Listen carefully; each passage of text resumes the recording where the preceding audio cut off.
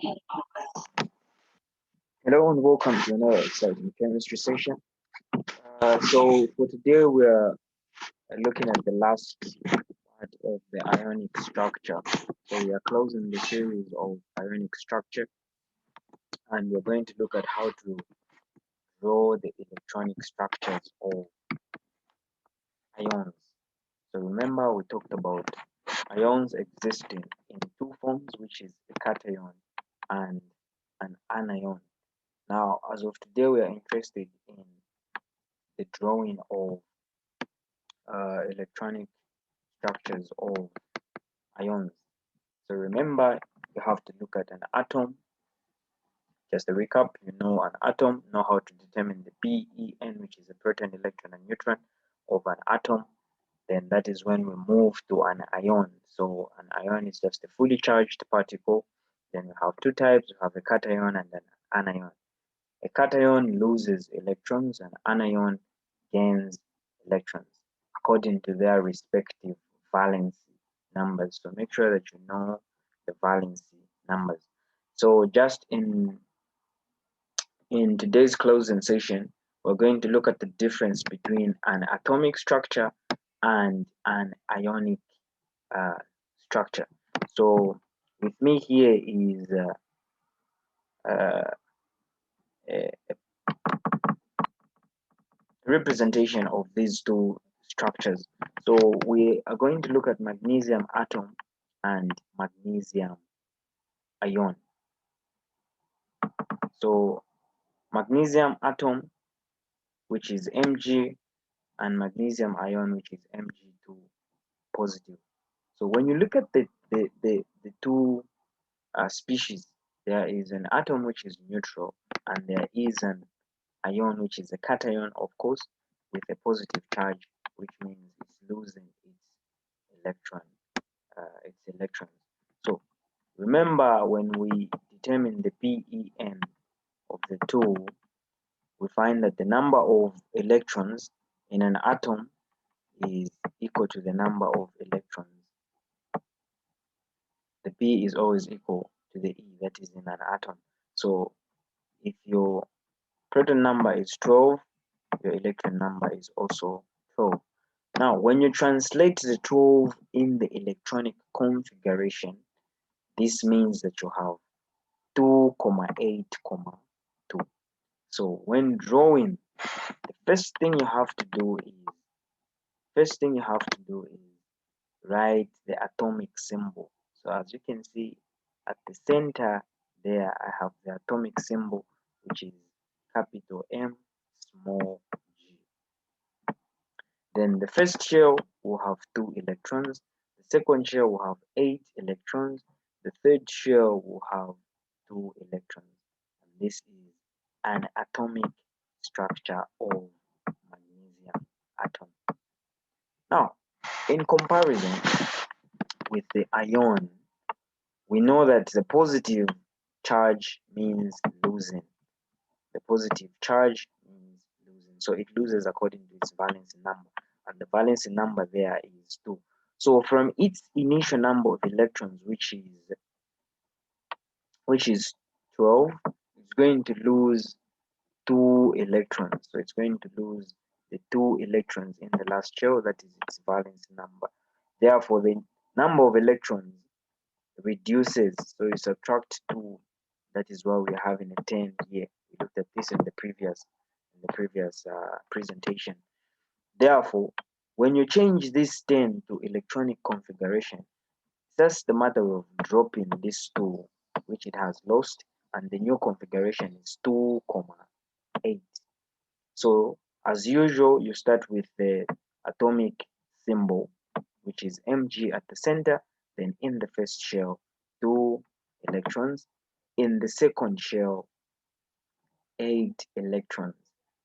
But what differentiates an atom from an ion are these square brackets that we are seeing outside. So you put the square brackets outside, then you indicate the number of electrons lost. You indicate the number of electrons So this is the difference between an atomic structure and an ionic structure. I can demonstrate another example. Let's compare sodium. Let me use the symbol. We compare sodium atom. So sodium atom 2311 and sodium ion. So these are just examples of a cation that is on the ionic side. So as usual, we are interested in the number of electrons. So the number of electrons here will be 11. The number of electrons here, because of the charge, it means that there is a loss of 1. So it becomes 10. Changing the the 11 to electronic configuration, changing the 11 to electronic configuration, this is 2,8, 1, and this is electronic configuration. This is 2,8. So drawing the structures, you start with the atomic symbol at the center, then the first shell. The first shell will have 2 electrons. So you can use either crosses or dots to represent the electrons. The second shell will have 8. Second shell will have 8. So try by all means to put them in a pair. So as I am presenting them, so 2, 2, 2. So then the last one will have 1 electron. The last one will have 1 electron. So this is sodium atom. Then for sodium to become an ion, we are saying it's going to lose according to its valence number. So it just loses this electron because its valence number is 1. And the new ionic structure is you have 2 electrons. So it becomes 2,8. Becomes 2,8. The only distinct difference is that for ions, you always incorporate the square brackets. So ions, you always incorporate the square brackets to indicate the number of electrons gained or the number of electrons lost. So you put a positive. So this means this is sodium ion and this is sodium atom. So this is what happens when an atom gains or loses an electron.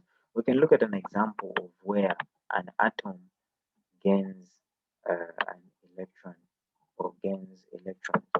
I will pick fluorine. So fluorine atom is 19, 9. Then we have fluoride ion, which is negative, then 19, 9. So we are interested in the number of electrons, how we're going to distribute the electrons. So there we have 9 electrons.